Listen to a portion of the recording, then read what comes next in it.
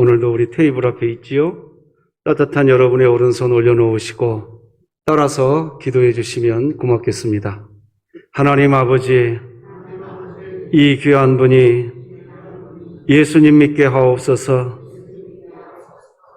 코로나19 시대 하나님의 말씀이 나를 신방하여 주옵소서. 예수님의 이름으로 기도드립니다. 아멘. 오늘은 예수님은 우리를 위해 울어주고 기도해주는 친구입니다. 이런 제목으로 하나님 말씀 나누겠습니다. 언젠가 런던 타임즈가 친구라는 말의 정의를 현상 공모한 적이 있습니다. 타임즈는 친구라는 말의 정의를 가장 잘 표현한 사람에게 상급을 주겠다고 공모를 했고, 이에 많은 사람들이 참가했습니다.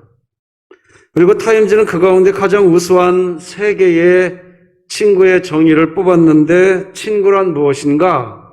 첫째는 온 세상과 모든 사람이 다 나를 버릴 때 그때 찾아와 주는 사람이다 라는 것이었고, 둘째는 너무 괴로워서 아무 말도 하지 못하고 침묵할 때 그 말 없는 나를 이해해 주는 사람이다 라고 했고, 세 번째는 내가 기쁜 마음을 가지고 만나면 기쁨이 배가 되고, 내가 고통스러울 때 만나면 고통이 반으로 감해지는 사람, 그 사람이 친구다 그랬습니다.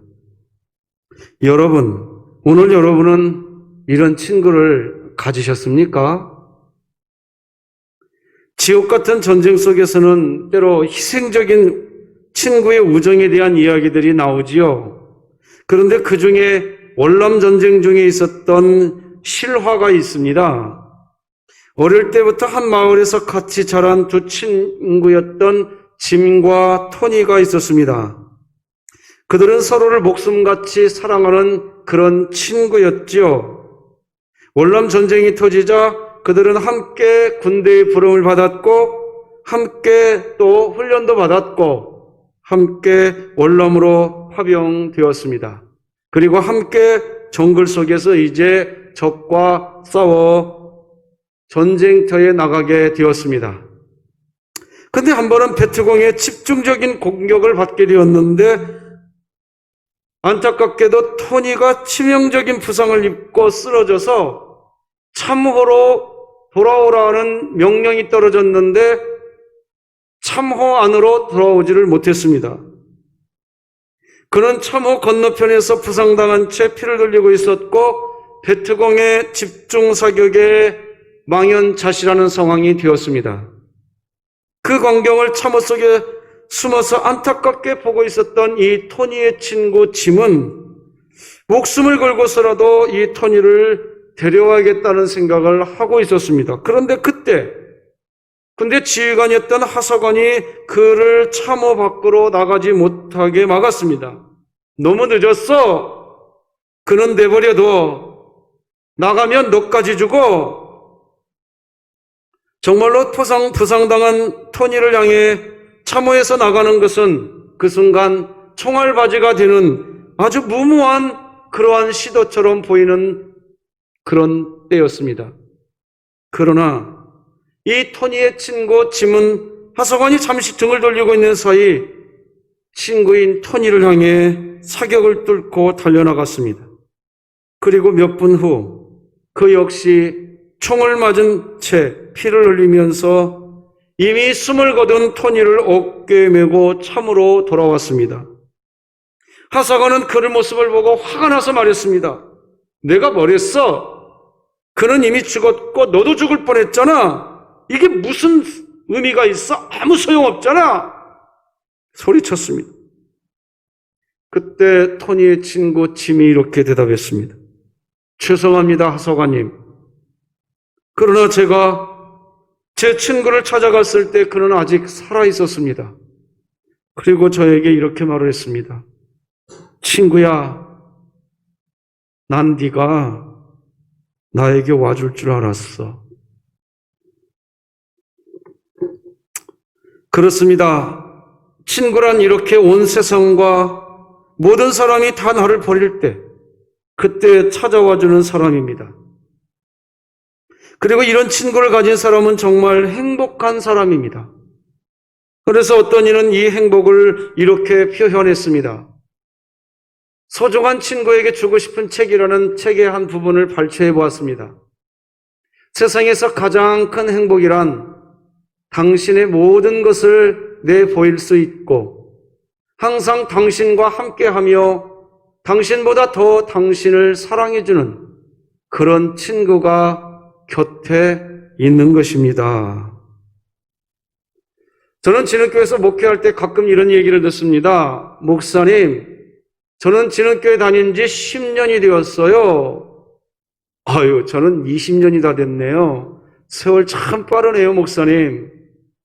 목사님, 저는 30년이 됐어요. 아유, 그러셨어요. 어떤 분은 40년이 다 된 분이 있다고도 하십니다. 여러분에게 한번 묻겠습니다. 여러분에게는 그런 친구 있으십니까? 고 함석헌 선생님께서 이 친구와 관련해서 이런 시 한 편을 남겼죠? 아마 여러분들은 한 번쯤은 읽어봤을 거예요. 그 시를 다시 한번 소개해드리려고 하는데 제목은 그 사람을 가졌는가 하는 시입니다. 말리길 나서는 길, 처자를 내맡기며 맘 놓고 갈 만한 사람, 그 사람을 그대는 가졌는가? 온 세상 다 나를 버려 마음이 외로울 때에도 저 마음이야 하고 믿어지는 그 사람을 그대는 가졌는가? 탔던 배 꺼지는 시간 구명대 서로 사양하며 너만은 제발 살아다오 할 그 사람을 그대는 가졌는가? 불의의 사형장에서 다 죽어도 너희 세상 빛을 위해 저만은 살려주거라 일러줄 그 사람을 그대는 가졌는가? 잊지 못할 이 세상을 놓고 떠나려 할 때 저 하나 있으니 하며 빙긋이 웃고 눈을 감는 그 사람을 그대는 가졌는가? 온 세상의 찬성보다는 아니 하고 가만히 머리 흔들 그 한 얼굴 생각에 알뜰한 유혹을 물리치게 되는 그 사람을 그대는 가졌는가? 함석헌 선생은 우리에게 목숨을 던지면서까지 우정과 신의를 함께 나눌 수 있는 그런 참된 친구가 있는지 물어보라고 요청을 하고 있습니다. 그런 친구 있냐고요? 여러분들은 어떻습니까? 10년, 20년, 30년, 아니 40년 가까이 한 교회에서 영원한 나라 천국까지 같이 가겠다고 함께 신앙생활하고 있는 이 공동체 안에 여러분은 그런 친구 있으십니까? 어떻습니까? 여러분에게는 죽음마저 함께 나눌 이런 친구 있었으면 좋겠습니다. 만약 여러분께서 이 시간 저를 향해 목사님은 과연 그런 친구가 있느냐고 물어보신다면 저는 주저없이 그렇습니다 라고 대답할 수 있습니다.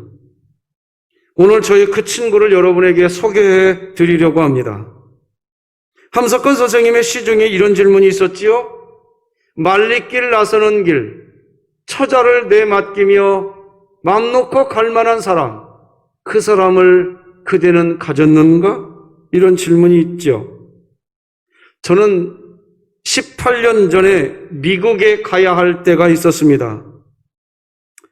그런데 제가 미국으로 출국하는 날이 공교롭게도 저희 둘째 아기가 복중에 있었는데 양수 검사를 받는 날이었습니다. 아기를 복중이 가지고 있을 때 저희 아내가 다니던 산부인과 병원은 그 도시에서 꽤나 유명한 의사 선생님이 있는 병원이었습니다. 그런데 이 의사 선생님이 초음파 검사를 하더니 심각한 얼굴로 저와 제 아내에게 이야기하는 거예요. 복중에 있는 아기가 장애아일 경우가 굉장히 높습니다. 원하시면 양수검사를 한번 해봐야 될 것 같아요. 청천벽력 같은 소리였습니다. 그 양수검사하는 날을 잡아야 되는데 제가 미국 가는 날, 이게 양수검사하는 날을 조정하는데 이게 잘 안 되는데 공교롭게 제가 미국으로 출국하는 비행기를 타고 가는 날, 그날 제 아내가 양수검사를 받게 되었습니다. 그날이었습니다.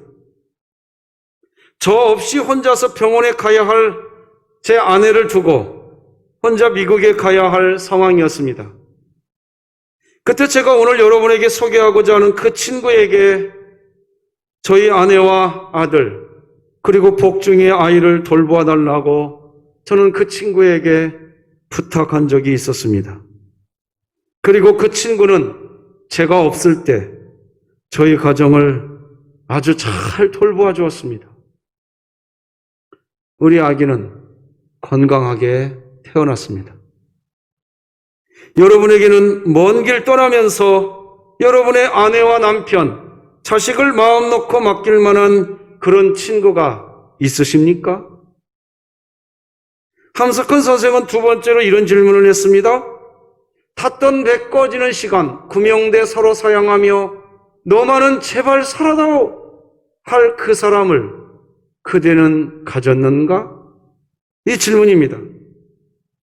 언젠가 여러분들에게 말씀을 드렸는데 저희 집 큰 아기가 어릴 때 놀다가 여다지문입니다. 저희 집이 그때 빌라에 살았는데 빌라 1층에 빌라 현관문이 있어요. 유리문이었는데 유리문을 이렇게 여다지문인데 이쪽 틈 사이에 손가락이 낀 적이 있었습니다. 그냥 보아도 내 손가락이 다 부러져 있는 이 손가락이 손에 끼었는데 끼인 게 보이는 것이 말입니다. 완전히 마치 막 가위로 누르듯이 눌려져 있는 상태였습니다. 제 힘으로는 어떻게 할 수가 없었습니다. 119를 불러야 했고 결국 119 대원들도 그 상태에서 문을 열면 이 아이의 손이 완전히 이그러진다는 결론을 내리고 결국 문 자체를 뜯어내는 방법을 선택했습니다. 많은 시간이 흘렀습니다. 겨우 문틈에서 아이 손이 나왔는데 정말 제가 육안으로 봐도 제 아이의 손가락이 완전히 눌려서 이건 뼈가 완전히 부러졌다는 게 그냥 느껴지는 그런 상황이었습니다. 그때 저는 다시 제 친구에게 부탁했습니다. 친구야, 내 손에 문제가 생겨도 좋으니 차라리 내 손을 잘라가도 좋으니 제발 아이를 좀 지켜달라고 그 친구에게 부탁했습니다. 아이를 태운 구급차에 저도 타고 가면서 그렇게 친구에게 부탁했습니다. 그때 그 친구는 저에게 이렇게 말했습니다. 늘 저에게 해줬던 말이었는데 그 구급차 안에서 선명하게 제 안에 들어오는 말씀이 하나 있었습니다. 두려워 말라, 놀라지 말라. 마음을 강하게 하고 담대해라. 내 친구야, 나는 네 하나님이 됨이니라. 나는 너를 살려주려고 내 목숨을 버렸다. 걱정하지 말아라. 그렇게 말해준 그 친구는 정말 제 아이를 돌보아 주었습니다. 도착하자마자 엑스레이를 찍었는데 찰과상 정도밖에 뼈가 아무런 이상 없이 소염제 몇 알과 소위 빨간 약 좀 발라주고 애가 놀랐을지 모르니 안정시키라고 집으로 돌아가도 된다고 기적이 일어났습니다. 저는 그날을 잊을 수가 없습니다. 그 병원에서 나오던 때 오후 6시 반쯤 되었습니다. 짙어져가는 가을 하늘이 그렇게 예뻤습니다. 몇 걸음 걸어갈 수가 없었어요. 주님, 고맙습니다.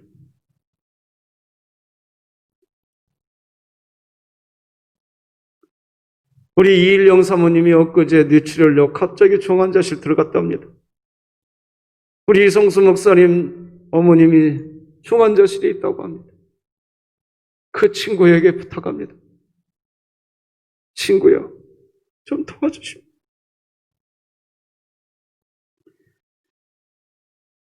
이제 제게 있는 그 참 좋은 친구를 여러분에게 정확하게 소개하고자 합니다. 그 친구는 제가 정말 힘들 때마다 저를 항상 위로해주고 제게 새로운 힘과 용기를 주는 친구입니다. 그 친구는 제가 실수를 하고 설령 잘못을 해도 저를 향해 비난하거나 야단치지 않고 다시 용기를 북돋워주는 그런 친구입니다.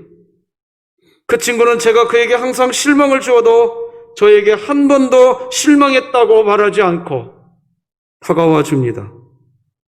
제가 실패하고 인생의 가장 밑바닥에 내려갈 때에도 결코 저를 외면하지 않고 오히려 그럴 때일수록 제게 더 가까이 다가와주는 그런 친구입니다.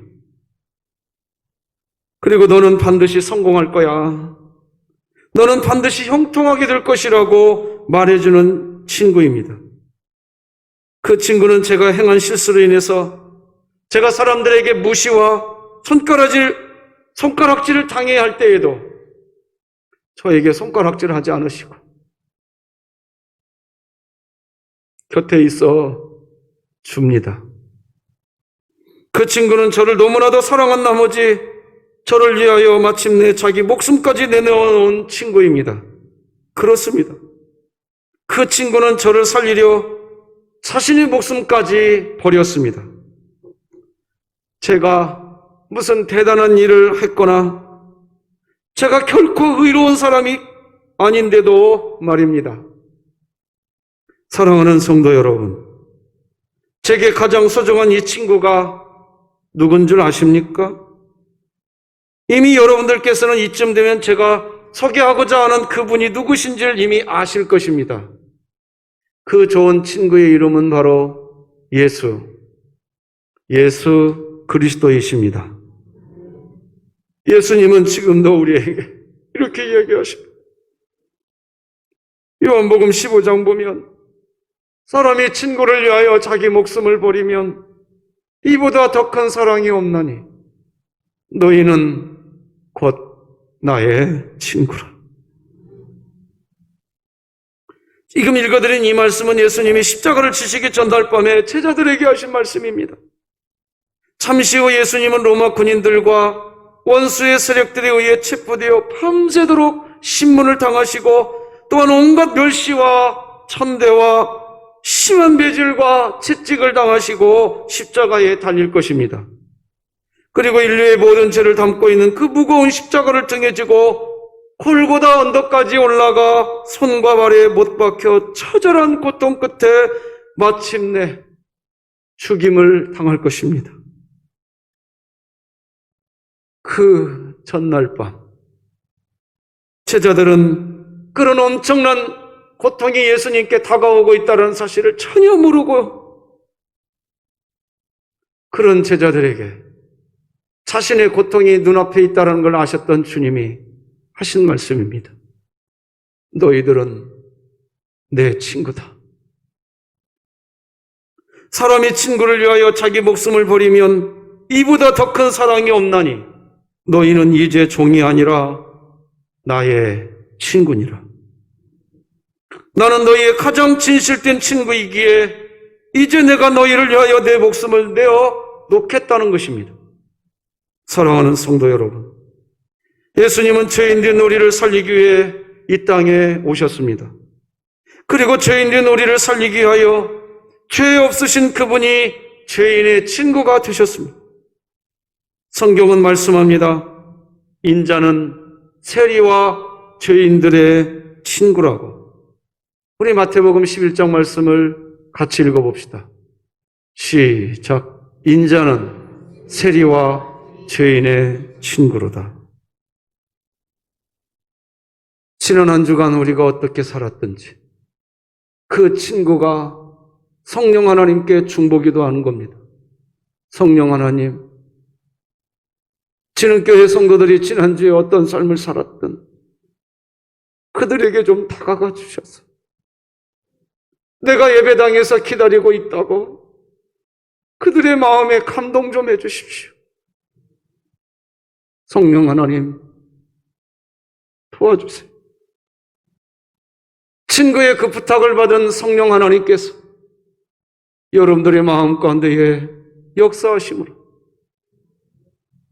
지난 한 주간 죄로 인해 실패했던, 누구를 미워했던, 분노했던, 음란했던 친구야, 네 친구가 너를 기다린다.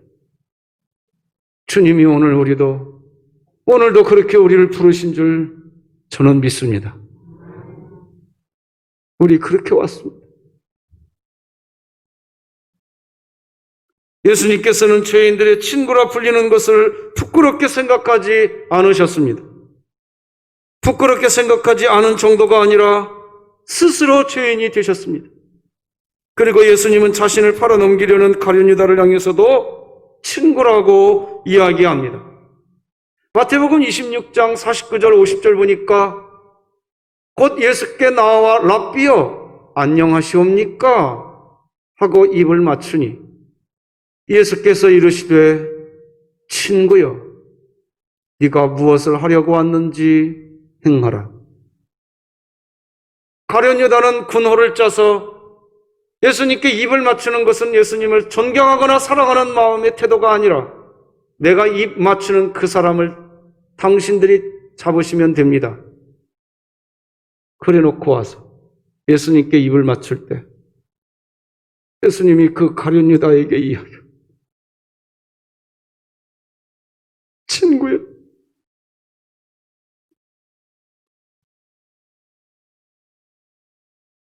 한동안 이 말씀 앞에서 뭘 할 수가 없어서 내가 가룟 유다에게 진흥교회에서 목회하는 게 이런 주님의 은혜 때문이구나.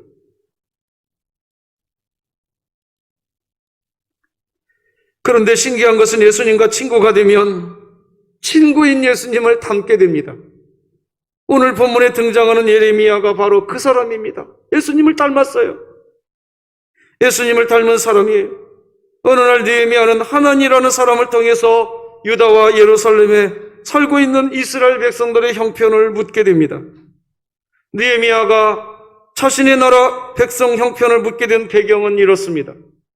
바벨론이라고 하는 나라에서 70년 동안에야 포로 생활을 했던 이스라엘 백성들, 그렇게 고향을 그리워하며 돌아가고 싶었던 그 백성들이 1차 포로기한, 2차 포로기한에서 포로로 다 고향으로 돌아갔습니다. 고향으로 돌려보냈고 여전히 바벨론에 이제 페르시아 제국의 포로가 되어 있는 느헤미야, 물론 궁에 있었지만 고향으로 돌아간 내 백성들이 그토록 고향으로 돌아가고 싶었고 이제 고향에 갔으니 잘 살겠지. 자유가 있는 세상에서 그리운 고향 땅에서 고향 음식 먹으면서 살겠지. 그랬는데 어느 날 그 고향 땅에 다녀온 하냐는이라는 사람이 느헤미야에게 왔습니다. 궁금했어요. 그래 하나니야에게 묻습니다. 그게 2절 내용이에요. 내 형제들 가운데 하나인 하나니가 두어 사람과 함께 유다에서 내게 이를 얻기로 내가 그 사로잡힘을 면하고 남아있는 유다와 예루살렘 사람들의 형편을 물었어요. 그런데 그때 느헤미야가 듣게 된 유다와 예루살렘에 살고 있는 백성들은 이제 고향 땅에 가서 좀 맛있는 것도 좀 먹고 잘 사는 줄 알았는데 형편없는 소식을 듣게 됩니다. 큰 혼란 가운데에서 능력을 받으면서 살고 있고 성은 허물어져 있고 성문은 불타버렸다는 소식을 듣게 됩니다. 그게 3절 말씀입니다. 같이 한번 읽어봅시다. 시작. 그들이 내게 이르되 사로잡힘을 면하고 남아있는 자들이 그 지방 거기에서 큰 환난을 당하고 능력을 받으며 예루살렘 성은 허물어지고 성문들은 불탔다 하는지라. 유다와 예루살렘 성의 소식을 듣게 된 느헤미야의 마음, 느헤미야의 반응은 어떠했을까요? 세 가지로 나타납니다. 첫째, 울었습니다. 내가 이 말을 듣고 앉아서 울고. 둘째, 금식하며 기도했습니다.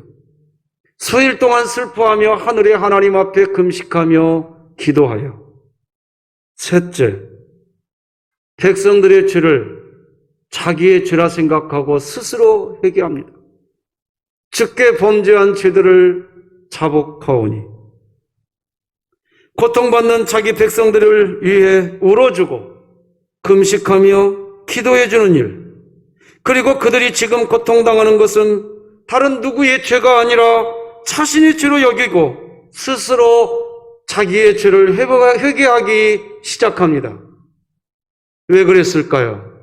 느헤미야가 왜 이런 일을 했을까요? 예수님과 친구가 되어서 산 사람은 예수님을 닮게 되는 것입니다. 여러분, 주님 닮으셨습니까? 저도 제 자신에게 자꾸 질문하는 게 있습니다. 내가 벌써 진흥교회에 와서 목회한 지 벌써 횟수로 9년째고 올해가 지나가면 내년이면 저도 10년입니다. 여러분들 진흥교회에서 신앙생활은 몇 년간 하셨습니까? 우리는 뭘 자랑하게 될까요? 먼 훗날 주님 앞에 나아갔을 때에 주님 때문에 저는 이런 아파트를 샀어요. 이게 주님의 은혜예요. 요즘에는 뭐 아파트 한 채 살려면 서울에서는 영끌이라면서요. 영혼까지 끌어당겨야 산대요. 주님이 저에게 물을 것 같아요. 내가 너의 친구였는데. 여러분에게 한번 묻지 않겠습니까? 너는 이 교회에서 30년 다녔다며? 너는 이 교회에서 20년 됐다며? 여러분, 저와 여러분이 뭘 자랑해야 될까요? 오늘 느헤미야의 모습을 바라보면서 돌이켜보게 됩니다. 그들의 죄인데 그들이 죄라고 말하지 아니하고 하나님, 제 잘못입니다. 울어줄 수 있는 주님 닮은 친구 되고 싶습니다. 몇 해 전에 해외 토픽에 난 이런 이야기가 나 있습니다. 실제 있었던 일이지요. 미국 인디애나주 어느 시골 학교에 15살 된 학생이 있었어요. 근데 이 아이는 갑자기 뇌종양으로 병원에 입원해서 이제 방사선 치료를 받게 되었습니다. 그런데 이 방사선 치료를 받는 동안에 이 친구의 머리카락이 다 빠져버리고 말았어요. 어느 날 선생님에게 연락이 왔는데 이제 내일이면 그 친구가 학교에 등교하게 된다는 소식이었어요. 선생님은 이제 하루 전에 종례 시간에 내일이면 그 친구가 온단다. 그런데 친구의 머리가 다 빠졌기 때문에 너희들이 좀 어떻게 잘 내일 그 친구가 오면 위로해 줬으면 좋겠다. 그렇게 이야기했습니다. 종례를 마치고 선생님이 나간 후 그 학급의 아이들이 전부 둘러 앉아서 어떻게 그 친구가 오면 위로해 줄까 서로 의견을 나누기 시작했다고 합니다. 의논하는 가운데 한 친구의 제안으로, 야, 우리 내일 아침에 학교 올 때 오늘 집에 가서 우리들도 머리 다 깎고 오자. 그 반의 아이들이 다 약속을 했답니다. 그리고 그 다음날 진짜로 그 반의 아이들이 전부 다 머리를 다 깎고 왔습니다. 선생님은 어떻게 그 제자를 위로할 것인가 밤새도록 생각하다가 결론을 얻지 못하던 차에 교실에 들어가 보니 깜짝 놀란 반 아이들이 모두 다 머리를 깎고 앉아 있었습니다. 선생님의 눈에는 눈물이 흘러내리기 시작했고 뇌종양으로 치료를 받고 등교한 학생도 그 친구들이 고마워서 울었습니다. 선생님도 학우들도 모두가 다 친구가 돌아온 것에 함께 기뻐하며 감격의 눈물을 흘렸습니다. 그런데 사랑하는 성도 여러분, 우리의 참 좋으신 친구 예수님께서는 죄인된 우리를 위하여 머리를 깎으실 정도가 아니라 죄인의 친구라 불리움을 받는 것을 부끄러워하지 않으실 정도고, 그 정도도 아닙니다. 아예 우리가 죄인인 것을 알고 당신께서 죄인이 되셨습니다. 그리고 우리를 위하여 십자가에 대신 죽으셨습니다. 우리 로마서 5장 말씀을 다 같이 읽어봅시다. 시작. 우리가 아직 죄인 되었을 때에 그리스도께서 우리를 위하여 죽으심으로 하나님께서 우리에 대한 자기의 사랑을 확증하셨느니라. 아멘. 그러기에 찬송가 369장 찬송가 가사를 보면 죄짐 맡은 우리 구주 어찌 좋은 친구인지, 이런 진실하신 친구 찾아볼 수 있을까? 죄짐 맡은 우리 구주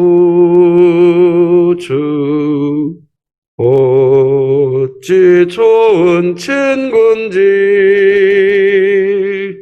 걱정 근심 무거운 짐 우리 주께 맡기세.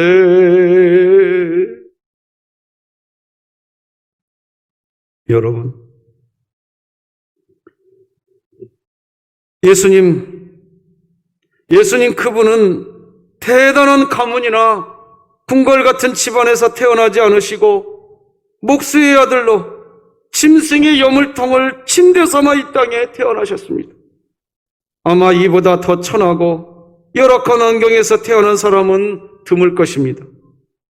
그러나 예수님은 그처럼 가장 낮고 비천한 그런 자리에서 태어났기에 이 세상에서 나처럼 비천한 사람이 있으면 나와봐, 그렇게 스스로 누군가가 가슴을 치며 눈물을 흘릴 때 그 마음을 이해해 줄 수 있는 친구가 되는 줄 믿으시기 바랍니다.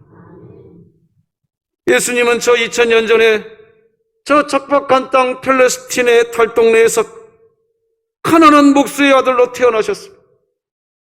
가난이 무엇인지를, 가난이 어떤 인생인지 예수님은 모든 가난하고 힘없는 사람들의 형편과 처지를 그래서 잘 압니다.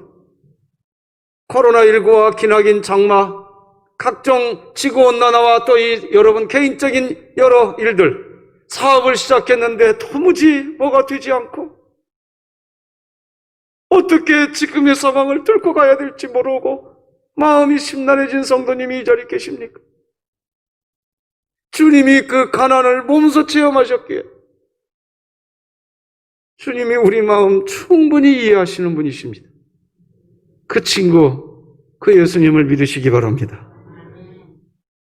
예수님은 목숨처럼 사랑했던 제자들로부터 기가 막힌 배신을 당했습니다. 쓰라림을 겪었기에 사랑하고 믿었던 사람의 배신으로 인하여 눈물 짓고 가슴을 찢어뜯는 이 땅의 사람들의 아픔이 어떤 아픔인지를 너무나 잘 아십니다. 그분이 여러분의 오늘 친구가 되고 싶으셔서 성령 하나님께 여러분들의 마음 감동해달라고 부탁해 놓으시고, 제발 그 성도 오늘 지능교 예배당 나오도록 이끌어주세요. 제 친구 좀 예배당에 나오게 좀 이끌어주세요. 주님이 그 우리의 친구가 오늘 이 자리에 여러분과 지금 저하고 함께하고 있는 줄 저는 믿습니다. 예수님은 죄 없이 가장 흉측하고 지독한 형벌인 십자가의 형벌을 당하셨기에 억울하게 모함당하는 사람의 고통이 어떤 아픔인지를 너무 잘 압니다. 내 인생, 나의 이 억울함을 해결해주고, 어떤 분은 저에게 이렇게 얘기하더라고요. 목사님, 저는 죽으면 매장 싫어요. 저는 제 자식에게 말했어요.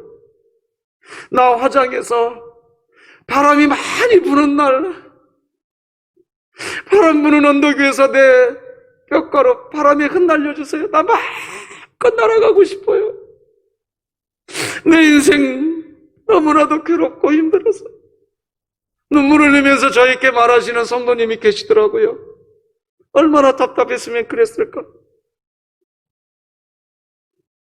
차마 강단에서 설교하기가 억장이 무너집니다. 여러분, 그런데 그런 마음 주님이 아신다는 것을 놓치지 마시기 바랍니다.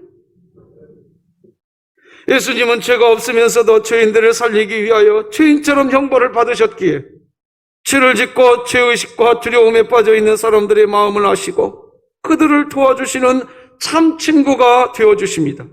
그래서 성경 히브리서 4장 15, 16절은 우리에게 이렇게 기록하지요. 우리에게 있는 대제사장은 우리의 연약함을 동정하지 못하실 리가 아니요 모든 일에 우리와 똑같이 시험을 받으신 이로되 죄는 없으시니라.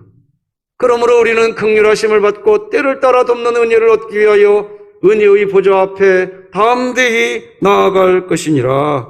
아멘. 여러분, 우리는 결코 우리가 혼자가 아닙니다. 이 시간 우리 가운데 마음 깊은 곳에 있는 고민과 문제들로 인하여 잠 못 이루는 분들이 있습니까? 함께 살고 있는 내 남편도, 내 아내도, 우리의 아이들도, 이 세상에 그 누구도 내 이 아픔과 쓰라림을 알 수 없다고 탄식하면서 내 인생 돌아보니까 한스럽기만 하고 잘못 살아온 것 같고 아무도 내 곁에 없는 것처럼 여겨지십니까? 바로 그때 여러분 주님 잊지 마십시오. 주님 기억하십시오. 저의 가정에 기적이 일어났던 것처럼 기적은 지금도 일어납니다.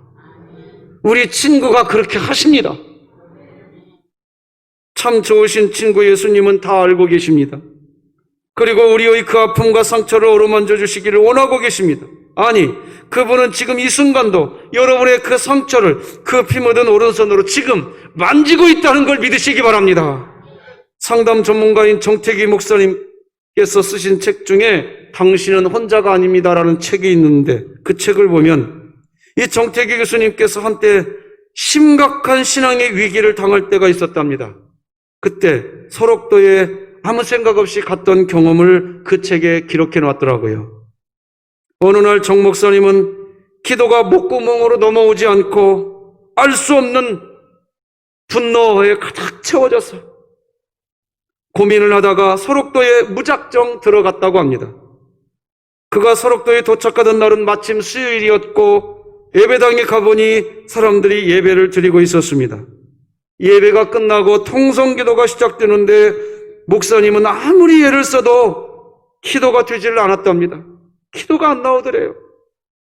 그런데 그때 뒤에서 들려오는 누군가의 기도가 우리 정태기 목사님의 귀를 파고 들어오더래요. 그 기도 소리는 머리를 치고 정 목사님의 가슴을 후벼파는 소리였답니다. 하나님,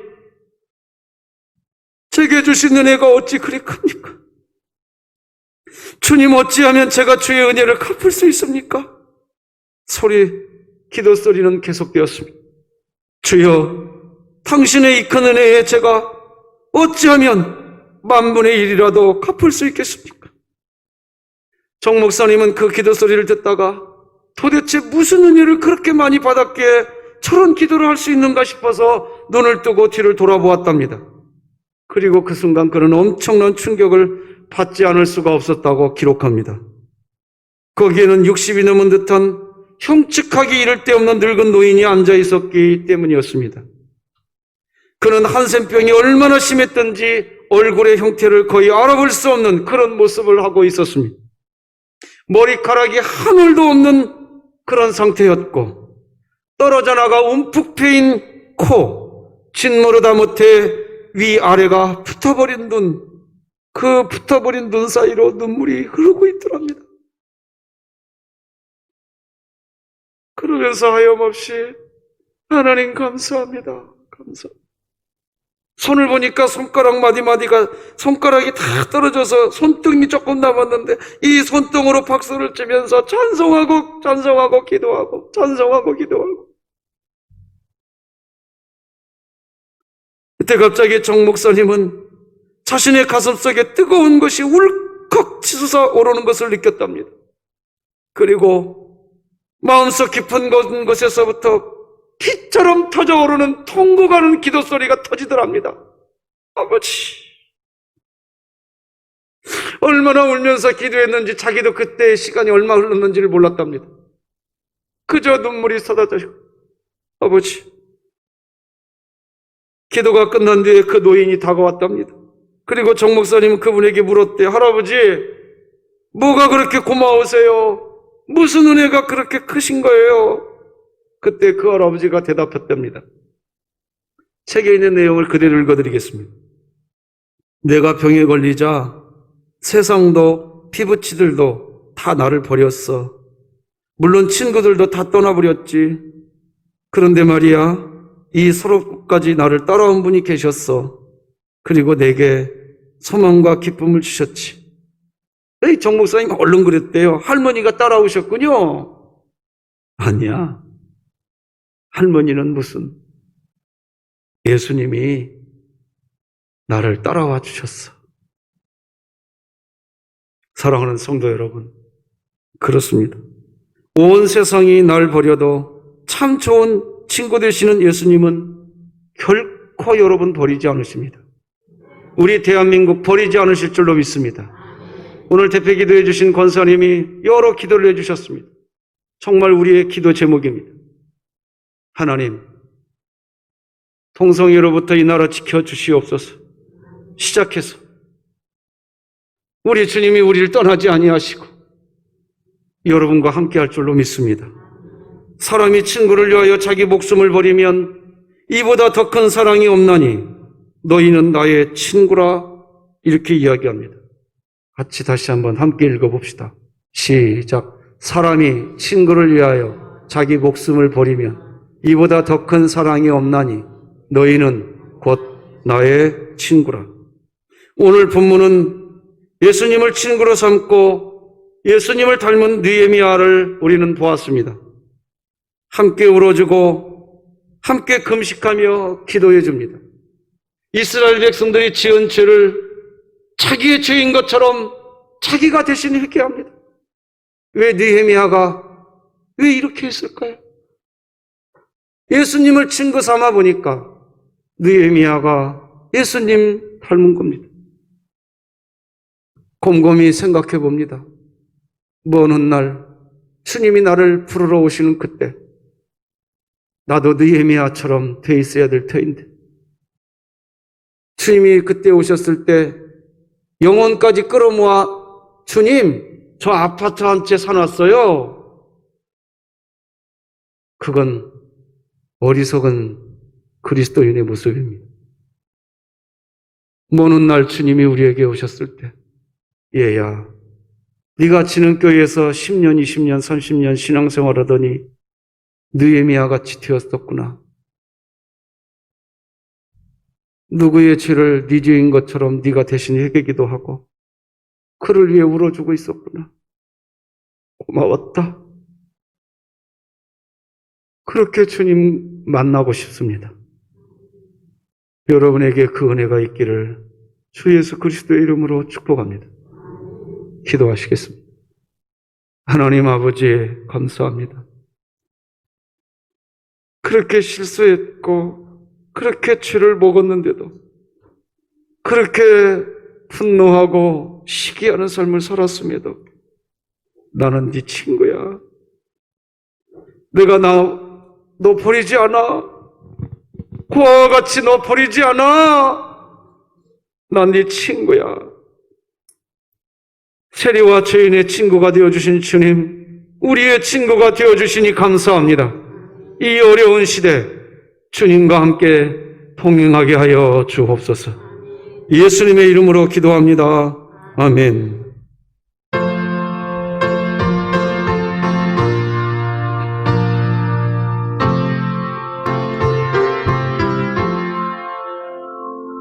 죄짐 맡은 우리 그주 어찌 좋은 친구인지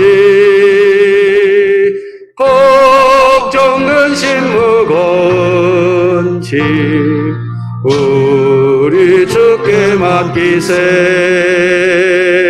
주께 고함 없는 고로 박을 받지 못하네.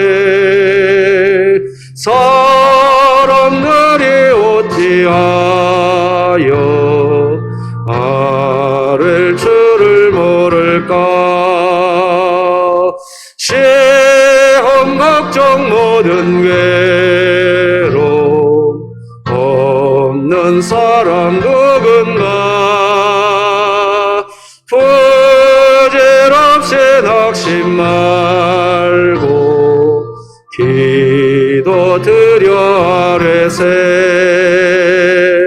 이런 진실 아신 친구 찾아볼 수 있을까.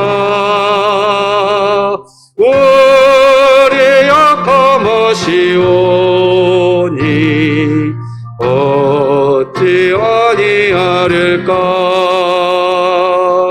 근심 걱정 무거운 짐 아니 진자 누군가. 피난처는 우리 예수 주께 기도드. 세상 친구 멸시하고 나를 조롱하여도 예수 품에 안기어서 참된 위로 받겠네. 아멘. 하나님 아버지 감사합니다. 영원한 우리의 친구 되시는 주님, 그 은혜 그 사랑이 너무 감사하여 오늘도 10의 1조 선교예물 감사예물 추정음금과 구제예물 갖가지 예물을 구별하여 하나님을 높여드리고 싶습니다. 성미를 구별했고 이석즉기 마당에 참여하며 우리 모델링의 마음을 드려봅니다.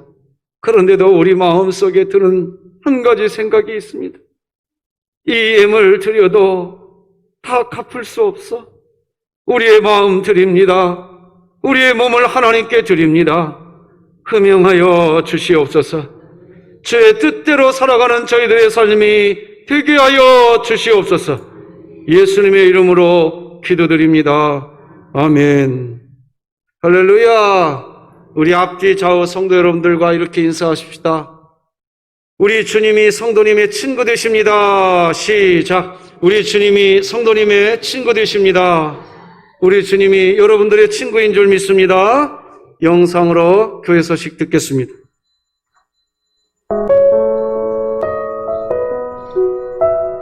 진흥교회에 오신 새가족 여러분을 환영합니다. 등록하신 새가족 형제자매님과 찾아주신 여러분을 환영합니다. 2020년도 교회표어는 복음을 전수하는 가정을 세우는 교회입니다. 금일 예배 후 찬양대가 첫 번째로 퇴장하겠으며 사회자 안내에 따라 질서 있게 귀가해 주시기 바랍니다. 코로나19 시대의 진흥교회 프로젝트 1. 말씀이 나를 신방하게 하라. 코로나19로 비대면 비접촉의 시대에 하나님 말씀이 성도들을 신방하는 은혜로운 삶을 위해 다니엘과 사민이 교회가 새벽 예배 나눔 후 묵상하기와 바이블 챌린지 참여하기, 오늘 내가 받은 은혜의 말씀 작성하기를 진행합니다. 성도님들을 하나님의 말씀이 신방하실 줄 믿습니다. 코로나19 시대의 전교인 바이블 챌린지가 다음과 같이 진행됩니다. 1. 1부터 5 다니엘이 9월 1일 모세 오경부터 시작합니다. 2. 필사노트는 교육자에게서 수령해 갑니다. 3. 한 사람이 하루에 성경 한 장씩 필사한 후 또 다른 한 사람을 지목합니다. 4. 지목한 사람은 교육자에게 보고하고 지목받은 사람은 그 성경을 이어서 하루에 한 장 필사합니다. 5. 필사한 성경은 교육자에게 바로 제출합니다. 다니엘들은 코로나19 시대 진흥교회 프로젝트 1의 실천사항 3번인 오늘 내가 받은 은혜의 말씀을 위한 묵상 노트 및 카드를 교육자에게 수령해 가시기 바랍니다. 열화상 카메라 확인 시 본인 이름이 정확히 확인되지 않는 성도님은 이성수 목사님께 문의해 주시기 바랍니다. 다니엘과 3인의 교회 체크리스트가 3층 거울에 부착되어 있으니 다니엘들은 한 주간 진행한 것들을 체크해 주시기 바랍니다. 2020년 진흥교회 여름사역은 다음과 같습니다. 유아부 8월 23일, 30일, 유치부 9월 6일, 13일, 20일, 유년부 9월 5일, 6일, 초등부 9월 6일, 13일, 20일, 27일 진행됩니다.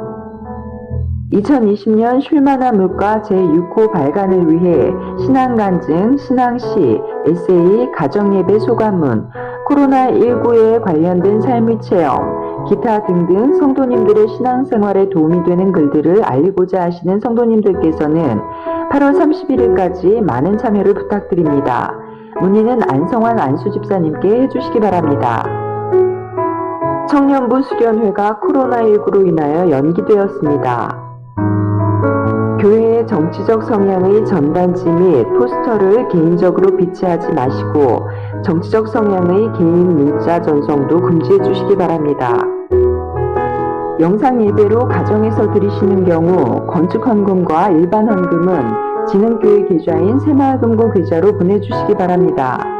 가능하면 계좌이체로 헌금해 주시고 만약 계좌이체가 어려운 분은 화요일, 목요일, 토요일 오전 10시에서 12시 또는 오후 1시에서 4시 사이에 교회로 가져와 주시면 감사하겠습니다.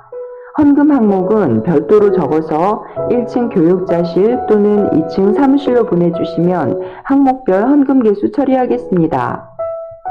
남명화 전도사님께서 8월 17일부터 22일까지 휴가이시며 업무 대행은 이성수 목사님께서 해주시겠습니다. 김원순 권사님께서 버튼병원 409호실에 입원하셨습니다. 조속한 치유와 회복이 있으시길 바랍니다. 이삭줍기 마당 사랑 나눔에 김범석 청년이 주님과 동행하는 삶이 되기를 원하여 드리셨으며 정보환 집사님, 한명식 은퇴 안수 집사님, 김희주 집사님께서 생일 감사로 드리셨습니다. 이상으로 교회 소식을 마치겠습니다. 감사합니다. 감사합니다. 코로나19 시대 진흥교회 프로젝트 1 하나님의 말씀이 나를 신방하게 하라. 이것을 위한 3가지 실천사항이 있지요. 첫째는 매일 새벽 예배 영상으로 예배를 드리고 묵상하고 댓글로 표현하며 나누는 겁니다. 여러분 다니엘과 3인의 교회 안에 이 일이 진행되어 주시기를 바랍니다. 하셔야 됩니다. 둘째, 바이블 챌린지를 9월 첫날부터 하려고 합니다. 이렇게 할 생각입니다. 창세기, 출애굽기, 레위기, 민수기, 신명기 5장을 한 명은 창세기 1장을 쓰고 또 한 명은 출애굽기 1장을 쓰게 될 겁니다. 예를 들면 창세기 1장을 쓰신 분이 1장을 쓰고 한 명을 지목합니다. 그럼 지목받으신 분은 창세기 2장을 쓰는 겁니다. 그리고 또 한 번을 지목하면 이제 그분은 3장을 쓰는 거지요. 이런 일들을 9월 첫 주부터 코로나19 상황이 끝날 때까지 계속 해보려 합니다. 우리 교회가 전 성도가 함께 쓰는 성경책이 5권이 나오겠죠. 기대해 봅니다. 그래서 다음 주부터는 성경 필사를 할 수 있는 노트를 배포해 드릴 테니까 받아가 주시고요. 세 번째 실천사항으로 내가 오늘 은혜받은 말씀 작성하기입니다. 그래서 오늘 이 책자를 여러분들에게 오늘 배포할 겁니다. 책자를 열어보시면 내가 오늘 어떤 말씀을 읽었는지 쓰고 무슨 말씀의 은혜를 받았는지도 기록하고 어떻게 삶에 적용할지 기록하면서 하나님의 말씀이 여러분들을 신방할 수 있도록 그렇게 해보려고 합니다. 함께 동참하시면서 이 어려운 시기 잘 이겨냈으면 좋겠습니다. 그도 1, 2부 때는 아멘이 있더구만. 잘 이겨냈으면 좋겠습니다. 감사합니다. 고마워요, 여러분들께. 감사하지요, 뭐. 이제 주님이 여러분 손 잡고 함께 가실 줄로 믿습니다. 주님 손 잡고 다 일어나서 찬송곡 120장 하나님께 드리겠습니다.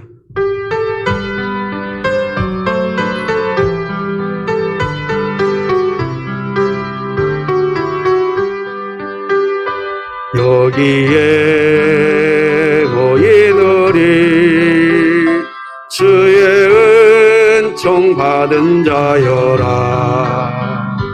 주께서 이 자리에 함께 계심을 아노라. 언제나 주님만을 찬양하며 따라가리니 시험을 당할 때도 함께 계심을 노라. 이 믿음 나가세라.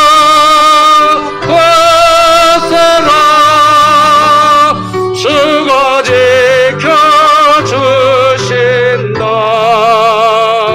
어두운 밤에도 주의 밝은 배 인도하여 주신다. 예수님의 은혜와 하나님 아버지의 사랑과 성령님의 교통하심이 우리 모든 성도들의 심령과 생업 위에 우리 진흥교회 위에 이제로 영원토록 함께할지어다. 아멘.